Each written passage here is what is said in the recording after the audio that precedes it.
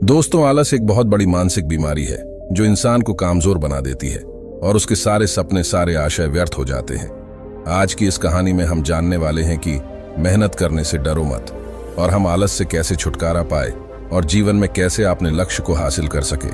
तो चलिए देर न करके शुरू करते हैं आज की कहानी को। बहुत पुरानी कहानी है। एक बड़े से पहाड़ के नीचे एक छोटा सा गांव बसा हुआ था और उसी गांव का एक लड़का था जो अपने आलसीपना और कामजोर से परिचित था। उस गांव के सभी लोगों ने उसे आलसी और कामजोर के नाम से ही पुकारते थे।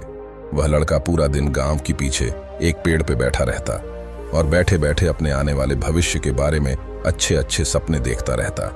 उस लड़के के दिन ऐसे ही आलस में गुजर रहे थे। अचानक एक दिन उस गांव में एक बुद्ध भिक्षु आए और वह बुद्ध भिक्षु अगले 3 दिनों तक उसी गांव में रहने वाले थे। बुद्ध भिक्षु सारे दिन उसी गांव में भिक्षा करते थे और गांव के लोगों को अच्छे अच्छे उपदेश देते थे। और जब रात होती थी तब गांव के पास में एक बुद्ध मठ में विश्राम करते थे। बुद्ध भिक्षु प्रतिदिन जब गांव में भिक्षा करने जाते थे और भिक्षा करके वापस लौटते थे तब उस आलसी लड़के को उसी पेड़ के नीचे कभी बैठा हुआ और कभी लेटा हुआ देखते थे। बुद्ध भिक्षु ने लगातार 2 दिन उस लड़के को उसी पेड़ के नीचे उसी हालत में देखा। ये देखने के बाद बुद्ध भिक्षु समझ गए थे कि वह लड़का मानसिक आलस का गुलाम बन चुका है। तीसरे दिन जब बुद्ध भिक्षु गांव से भिक्षा करके जब वापस बुद्ध मठ में लौट रहे थे तब बुद्ध भिक्षु ने देखा कि वह लड़का अभी भी उसी पेड़ के नीचे बैठा हुआ है। और ये देखने के बाद बुद्ध भिक्षु से रहा नहीं गया। वो तुरंत उस लड़के के पास गए। बुद्ध भिक्षु ने उस लड़के से कहा, बेटा, तुम्हारे लिए मेरे पास एक छोटा सा काम है। मैं चाहता हूं तुम उस पहाड़ी की चोटी तक जाओ और वहां से मेरे लिए एक पंख लेकर आओ। उस लड़के ने बैठे बैठे अपनी गर्दन घुमा के उस पहाड़ की ऊंची चोटी की तरफ देखा और उसके बाद बुद्ध भिक्षु से कहा, यह काम मुझसे नहीं हो पाएगा क्योंकि वहां तक जाने के लिए मुझ में उतनी ताकत नहीं है। बुद्ध भिक्षु ने कहा, मुझे जिस पंख की तलाश है वह उस पहाड़ के शिखर पे भी नहीं मिलेगा। वह पंख उस पहाड़ के दूसरी तरफ एक गुफा के अंदर मिलेगा और उस पंख को हासिल करने के लिए उस पहाड़ के शिखर तक चढ़ के दूसरी तरफ नीचे उतरना पड़ेगा। बुद्ध भिक्षु ने कहा, वह पंख कोई साधारण पंख नहीं है। तुमने उस पंख को आज तक कहीं भी नहीं देखा होगा। वह पंख बहुत ही अनमोल, दुर्लभ और बहुत ही सुंदर पंख है। बुद्ध भिक्षु की इस बातों को सुनकर उस लड़के के मन में उत्सुकता जागी क्योंकि उस लड़के ने आज से पहले उस पंख के बारे में आज तक नहीं सुना था। और ऐसे दिलचस्प सफर के बारे में सोचकर अंदर से एक प्रेरणा जागी और बुद्ध भिक्षु से कहा, मैं आपका ये दुर्लभ पंख लेकर आऊंगा। ये कहने के बाद वह लड़का बिना कुछ सोचे सफर में चल पड़ा। वह सफर बहुत ही कठिन था क्योंकि पहाड़ के रास्ते के उतार चढ़ाव में वह लड़का जल्दी ही थकने लगा। उस लड़के की सांसें फूलने लगी और शरीर से काफी पसीना बहने लगा, लेकिन उसने हार नहीं मानी। वह पहाड़ के ऊपर चढ़ता ही गया। जैसे जैसे वह ऊपर चढ़ने लगा वैसे वैसे उसे जोश आने लगा, जो आज से पहले कभी भी उसने ऐसा जोश महसूस नहीं किया था। बहुत कोशिश और कड़ी मेहनत के बाद जब वह लड़का आखिरकार उस पहाड़ के शिखर तक पहुंचा तब वह बहुत ही थक चुका था, लेकिन वह लड़का बहुत ही खुश था। उसे अंदर से आत्मा संतुष्टि का एहसास हो रहा था और उसके चेहरे पे एक अलग ही मुस्कान थी। वहां से प्राकृतिक सौंदर्य देखकर वह और भी मुग्ध हो गया था, लेकिन उसे पहाड़ के दूसरी तरफ उतरना था और उस गुफा को ढूंढना था जहां बुद्ध भिक्षु ने पंख के बारे में बताया था। नीचे उतरना और भी ज्यादा कठिन था क्योंकि नीचे की तरफ ढलान ज्यादा थी। पहाड़ पे चढ़ने के वक्त वह लड़का बहुत बार लड़खड़ाया और गिरा भी था, इसलिए उसके अंदर एक डर भी था। लेकिन उसने बुद्ध भिक्षु को पंख लाने का वादा जो किया था, इसकी वजह से बहुत कोशिश और कड़ी मेहनत के बाद आखिर वह उस गुफा में पहुंच ही गया। जब वह गुफा में पहुंचा तो देखा कि वह पंख गुफा के अंदर ही पड़ा हुआ है, जो गुफा में आ रही रोशनी से चमक रहा था।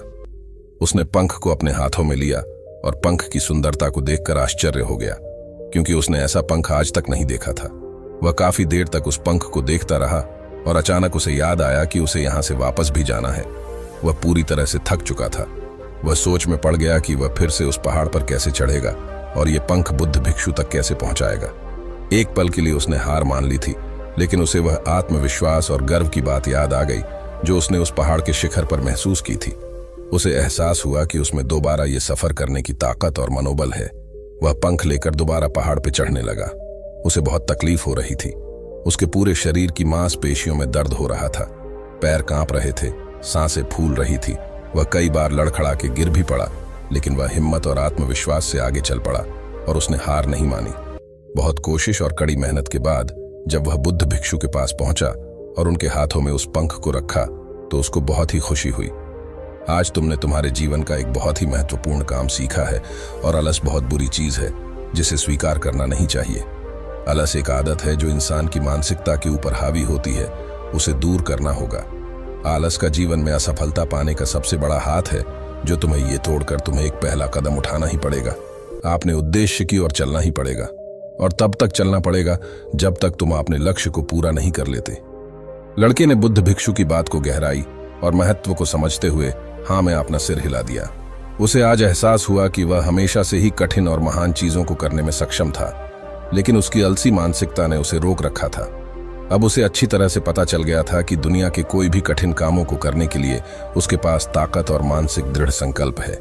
उसके बाद बुद्ध भिक्षु ने उस लड़के को आशीर्वाद दिया और वह गांव से चला गया। इस कहानी से हमें यह सीख मिलती है कि जब हमें कोई काम असंभव लगता है और उसी लक्ष्य को हासिल पाने के लिए जब हम खुद आगे बढ़ते हैं, तब हम अपने अंदर एक ऐसी ताकत और आत्मविश्वास की खोज करते हैं जिसके बारे में हमें पहले से कभी भी पता नहीं था। आलस से छुटकारा पाने के लिए हमें खुद को चुनौती देनी चाहिए और बड़े बड़े महत्वपूर्ण लक्ष्य बनाने चाहिए। चाहे वह लक्ष्य कठिन क्यों ना हो, हमें हमेशा आगे बढ़ना चाहिए और असफलता का सामना करने के लिए अपने को अंदर से और भी मजबूत होना चाहिए। आलस से छुटकारा पाने का मतलब मानसिक विकास को विकसित करना है। अंत में हमें अपने आलस पर काबू पाने के लिए अपने ऐशो आराम को छोड़कर जीवन की चुनौती और अवसर को स्वीकार करना ही पड़ेगा और इसलिए हमें कड़ी मेहनत और लगन से काम करना पड़ेगा। जीवन में अपने लक्ष्य को पूरा करने के लिए बहुत सी बाधा आएगी, लेकिन हमें सभी बाधाओं को तोड़कर अपने उद्देश्य की तरफ ध्यान देना पड़ेगा। तो यह कहानी आपको जरूर पसंद आई होगी। पसंद आई हो तो अपने दोस्तों के साथ शेयर जरूर करें